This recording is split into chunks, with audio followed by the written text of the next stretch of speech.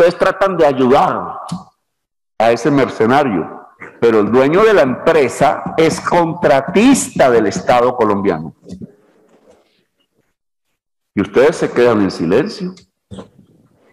No solamente es contratista, es copartidario de ustedes. Y no es contratista haciendo una trocha, una carretera por allí, no, es en la registraduría cuidando los votos. Porque, ministro, yo lo he visto a usted, más sobre todo a la canciller, porque ya le corresponde a ella. Con usted algún día tendremos un debate, si este Congreso lo permite, sobre lo que ha pasado en todo este tipo de reacción violenta del gobierno contra la protesta de la juventud. Pero yo los he observado ahora alrededor de un tema que es el de los señores que cogieron presos en Haití, que en una alta proporción resultaron siendo miembros activos o retirados de la fuerza pública y que fueron a matar a un presidente, a torturarlo, dicen ya otras versiones, a llevarse un billete que había en esa casa, $1 millón. Un presidente que no era comunista, socialista, ni nada por el estilo, sino, y ese sería otro tema de investigaciones, parte de una serie de realidades geopolíticas que hoy estamos viviendo y que se empiezan a construir en el Caribe y Centroamérica y más allá alrededor de las rutas del narcotráfico. Parte de las embarcaciones colombianas del narcotráfico que llevan cocaína a Estados Unidos pasan por la parte sur, obviamente. Yo no sé, ministro, si el debate es... pareces como en el confesionario, así, el sacerdote confesor. Cuando hay un debate hay que permitir que por lo menos ese es el diálogo, que se escuchen las personas, ¿no? Le doy un consejo, ministro, fíjese que el diálogo es lo que trae la paz y la ausencia de diálogo es lo que trae la violencia. Ojalá hubieran ustedes dialogado con los jóvenes y hubieran amortiguado la violencia, pero cierro paréntesis y voy a este caso de los mercenarios. Los mercenarios, que tiene que ver con este tema de la política de seguridad privada en Colombia, que tampoco, no es el debate, pero quiero mencionarlo. Claro, las rutas del narcotráfico van hacia la costa sur de Haití, que era antes un malecón hermosísimo en una dictadura y que hoy no tiene luz eléctrica. Y está invadido por la pobreza de Haití, pero no solamente por la pobreza de Haití, sino por organizaciones armadas haitianas que controlan las ensenadas, etcétera, y que permiten el desembarco de cocaína en Haití de cara a trasladarse hacia los Estados Unidos o Europa. En ese rollo en donde políticos de diverso tipo en Haití juegan para capturar una parte, una comisión, un CBY, como dicen popularmente en Colombia, del tránsito de cocaína hacia los Estados Unidos que pasa por Haití, es que ha sucedido este hecho. Pero este hecho en donde muere torturado un presidente, los protagonistas lamentablemente son colombianos. Y lo vemos a usted y sobre todo a la canciller, etcétera, en una enorme actividad de defensa de los derechos humanos de esas personas que deben tener derechos humanos, que uno desconoce cuando se está al frente de 100 jóvenes asesinados aquí dentro de Colombia, o de otros 100 jóvenes mutilados dentro de Colombia, y ahí sí no hay esa misma tensión. Al contrario, hay una estigmatización. Una actitud doble que uno se pone a pensar, pero ¿cuál es su lógica? ¿Por qué si toda esa atención, cuidado sobre el mercenario que cae en Haití posiblemente en una operación financiada por el narcotráfico contra otros narcotraficantes. Y ninguna respecto a nuestra juventud. Bueno, lo que uno ve de las primeras investigaciones sobre el caso de Mercenarios y la sorprendente actitud del gobierno, extraña actitud del gobierno, es que esos mercenarios fueron educados aquí, que las empresas que los contratan son de Colombia. No solamente pertenecen al mundo de la seguridad privada colombiana, que es el tema que estábamos hablando, sino que son los contratistas del software de las elecciones en Colombia. ¿Sabía eso, doctor Velasco? O sea, aparte de las empresas que cuidan el voto a través del software, o sea, supuestamente la transparencia del voto, son las mismas empresas que contrataron a los mercenarios para ir a matar al presidente de Haití. ¿Qué significa eso? No solamente para Haití, ¿qué significa eso para Colombia? Para su democracia, para su seguridad en términos integrales, porque es que la seguridad integral tiene que ver con el ejercicio mismo de la democracia. Entonces, los contratistas favoritos de la registraduría eran los mismos, una familia zuluaga ubicada en Miami, y de ahí su interacción con los círculos semicolombianos, y hay que decirlo, me disculpan, uribistas de Miami, que articulados a un tema de narcotráfico, terminan en una operación narcotraficante matando a un presidente en Haití.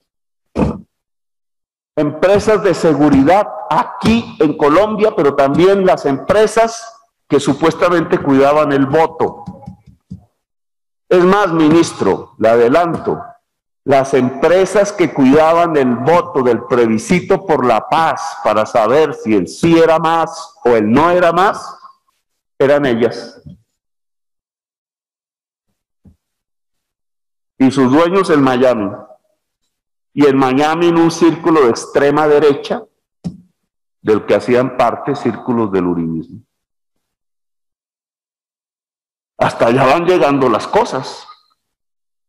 Pero mi pregunta, que esto sería tema de otro debate, obviamente, y no quiero dañar el debate de Luis Fernando, la pregunta que yo me hago es, ¿qué le pasa al Estado, a las instituciones del Estado, en donde por una puerta llegan unos jóvenes, como son los jóvenes de la sociedad colombiana, quizás ingenuos, llegan, entran a la fuerza pública y de ahí salen convertidos en unos mercenarios que van a matar a un presidente fuera del país con dinero del narcotráfico? ¿Qué pasó?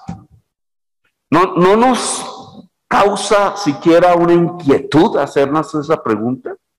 Porque esos jóvenes, antes de entrar a la institución estatal, no estaban pensando en matar presidentes, ni en torturarlos, ni en ponerse al servicio del narcotráfico. No estaban en eso, tenían otros valores. Quizás alguno quería ser médico, quizás alguno quería ser ebanista, quizás querían ayudar a sus familias, quizás querían enamorarse, como toda la juventud de Colombia, esa igual como la que están matando en estos días. Jóvenes. ¿Y por qué pasan por una institución pública pagada por el pueblo colombiano y terminan saliendo convertidos en mercenarios, asesinos y torturadores? ¿La culpa es de los jóvenes? ¿O hay algo que no está funcionando en el Estado de manera terrible, de tal manera que se ha convertido en una máquina que está transformando seres humanos en maquinarias de la muerte y de la tortura, al servicio de un mercado mundial de mercenarios, que podemos llamar seguridad privada, porque hace parte de la seguridad privada, pero es una seguridad privada de élite, ya no tanto el del vigilante, Entre otras, habría que preguntarnos cuántos de esos muchachos hoy presos eran vigilantes. Sino la del gran mercado del mercenarismo mundial, que usa como carne de cañón la carne colombiana y utiliza la sabiduría militar, entre comillas, que le han entregado con el dinero del pueblo colombiano, pero para unos propósitos y fines que terminan siendo lo de la peor calaña en la escala humana del universo. Deberíamos interrogarnos qué pasa con esas instituciones, cuál es su entrenamiento, cuáles son los valores que están creando. Hice un debate aquí al respecto sobre la escuela de lanceros, que no pudieron rebatirme, porque eran videos en donde se veía cómo se transformaban a los seres humanos sobre la base de una idea tonta, ignorante, diría yo. Y es que pensar que la dureza, que la capacidad de torturar, que la capacidad de resistir bajo la tortura hace mejores seres humanos. Y no creas este tipo de personas. Hago porque pasé por varios temas, pero el tema del mercenario es la élite de la seguridad privada en Colombia. Pero al final, tanto la empresa de base de la seguridad privada en Colombia como la de élite tienen una raíz, porque son profundamente injustas. El mercenario contratado está preso en Haití y quizás con unas condenas largas allá. Asesinaron al presidente. Ustedes tratan de ayudar a ese mercenario, pero el dueño de la empresa es contratista del Estado colombiano. Y ustedes se quedan en silencio. No solamente es contratista, es copartidario de ustedes. Y no es contratista haciendo una trocha, una carretera por allí, no, es en la registraduría cuidando los votos. Y es copartidario de ustedes. Este tema es peor aún. No tiene que ver con la ley del día del vigilante, obviamente, que es el debate. Pero sí amerita un debate en el Senado y en esta comisión alrededor de qué es lo que quiere el gobierno de la juventud, tanto la que uniforma como la que no uniforma, la que manda golpear como la que es golpeada, porque ambas son juventudes. ¿Qué es lo que quiere el gobierno de una política de seguridad en Colombia? ¿Esto? ¿Matar presidentes extranjeros? Gracias, señor presidente. El tema es el siguiente. Yo lo que veo en ese mercado de la seguridad privada es una especie de extensión de lo que está aconteciendo en la fuerza pública de Colombia. En el mercado privado, por el lado de la oferta, hay una extensión de una especie de estructura de la fuerza pública de Colombia. Por ejemplo, quienes van a ser guardias, celadores, vigilantes, o como se les quiera denominar, el personal que realmente hace la seguridad, eran el antiguo soldado, eran el antiguo sargento en sus modalidades, era el antiguo agente de policía, era el antiguo intendente de policía en sus diferentes clasificaciones. Ese es un mundo que va a la base de la empresa de seguridad privada. Y el otro mundo, el de los dueños de la seguridad privada, el que ustedes llamarían los empresarios de la seguridad privada, en general, obviamente esto tiene sus excepciones, viene también del mundo de la fuerza privada, de la fuerza pública. Pero ya no son los soldados, ya no son los agentes de policía, los sargentos, sino son los oficiales, sobre todo de alto grado. Es el coronel o el general en uso de buen retiro que termina configurando una empresa de seguridad privada. Él va a contratar ahora como sus obreros a los que eran sus hombres, sus soldados o sus agentes de policía, dependiendo. Y ahí se estructura la oferta de la seguridad privada.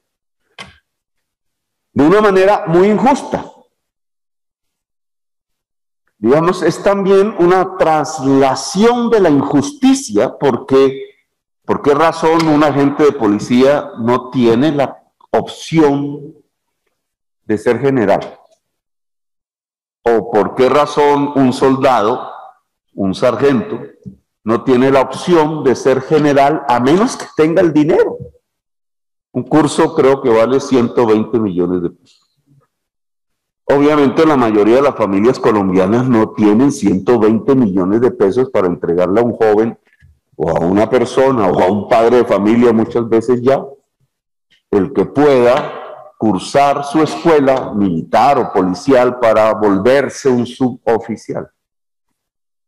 Ese mundo tiene los clubes, el mundo del que sí puede tiene los clubes, el otro mundo prácticamente nada. El otro mundo es la tropa, el otro mundo es el que tiene que irse a enfrentar en las trochas, allá, si es el ejército, o a los barrios populares, dice la gente de policía. Ese es el que se convierte en vigilante, en general, en vigilante.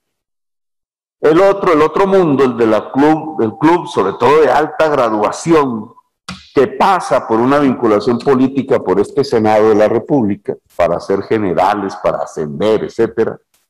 Ese mundo es el que se vuelve el de los dueños de las empresas de vigilancia. ¿Qué pasa allí ahora en el mundo privado? Ya no solo la injusticia de que la gente no puede ser general y que el soldado no puede ser general. Eso está reservado a quienes tienen el recurso económico. Y por eso se configura una fuerza pública no democrática.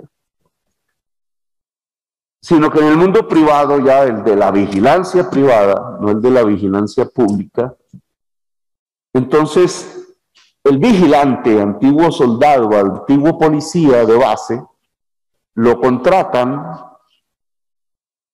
póngale usted un salario promedio, 1.800.000, 1.500.000, a veces menos, pero el dueño de la empresa a su vez es contratado para poner ese vigilante en un edificio, en una instalación, y cobra por ese mismo vigilante el doble. Es decir, el dueño, antiguo general, antiguo coronel, cobra al demandante de seguridad privada el doble de lo que le paga al vigilante que va a hacer efectivamente la seguridad, que es el antiguo soldado, que es el antiguo agente de policía, que era su subordinado en la fuerza pública. Ahí me parece que está la mayor de las injusticias. Hay una renta en la seguridad que está siendo apropiada por un mundo de privilegios, porque al final, ¿quién otorga los permisos de las empresas? ¿Quién las vigila? ¿Quién las realmente estructura si no es el mismo Estado? ¿Quién genera este tipo de desigualdad si no es la misma ley? Y por eso pedía la dispensa, porque no veo solamente el debate en cómo se aplica la ley, si se aplica o no, sino la esencia misma de esa ley. El mundo del vigilante privado es un mundo de injusticia social derivada de una injusticia creada al interior de las estructuras del Estado, y es un mundo de injusticia social generada por la misma ley que permite la captura de renta de seguridad privada sobreexplotando una fuerza de trabajo que ni más ni menos era la de los verdaderos héroes de la patria. Ese es un tema que yo dejo aquí porque sé que el debate no está hecho ni para solucionarlo, ni para ahondar en él, porque nos remite a dos grandes temas, y temas, digamos, sustanciales, el tema de cómo se estructura la fuerza pública en Colombia. Incluso yo lo llevaría a un tema más allá, cómo se está construyendo la política hacia la juventud de la sociedad colombiana. Esa es la respuesta que hoy por hoy está dando el Estado. Está diciendo, ese es el camino. Cuando estaba hablando del tema del vigilante, es que precisamente porque el Estado le está diciendo a una buena parte de la juventud colombiana, más de la mitad de la juventud, y en muchas regiones el 60, el 70%, que su derecho no es saber en términos de educación superior, le está brindando unas alternativas. Una, la no alternativa, fríguese. Dos, entra a la fuerza pública, pero no va a estudiar.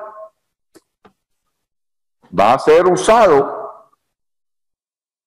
en los diferentes tipos de política pública de seguridad, va a ser usado como la fuerza de trabajo de esa política. Y tercero, cuando salga de allí, va a ser sobreexplotado en una compañía de seguridad privada por alguien que fue su jefe dentro del Estado, que ese sí tuvo la oportunidad no solamente de ser oficial porque tenía algo de dinero, sino además que por sus vínculos políticos logró acceder a que le otorgaran unas licencias y una serie de documentos y de que no fuese molestado por el Estado para hacer una empresa de seguridad muy, pero muy súper rentable. Ese pitico es para acabar, presidente, ¿no? Esa es un poco mi inquietud alrededor de este debate. Obviamente no tiene que ver con el debate, porque el debate tiene que ver con cómo se hace un día cómo se festeja un día del vigilante o cómo se da una amnistía que ya se había decretado por el Congreso a los que incumplen, a los que no van al servicio militar. Pero a mí me parece que sobre esta apariencia de las cosas hay unos temas mucho más de fondo que tienen que ver con la política real del Estado acerca de la juventud en Colombia, lo que pretende este tipo de Estado y de gobiernos de la juventud colombiana, que finalmente será la dueña completa de este país en una generación. Ellos serán los dueños de este país. Y dos, el tipo de injusticia que se está larvando, también en virtud de los resortes del Estado y por tanto de las concepciones del gobierno alrededor de temas como que llega a 500.000 de personas la seguridad privada en Colombia, o alrededor de temas como las oportunidades que tiene un agente de policía o un soldado del común dentro de la fuerza pública y a través del Estado.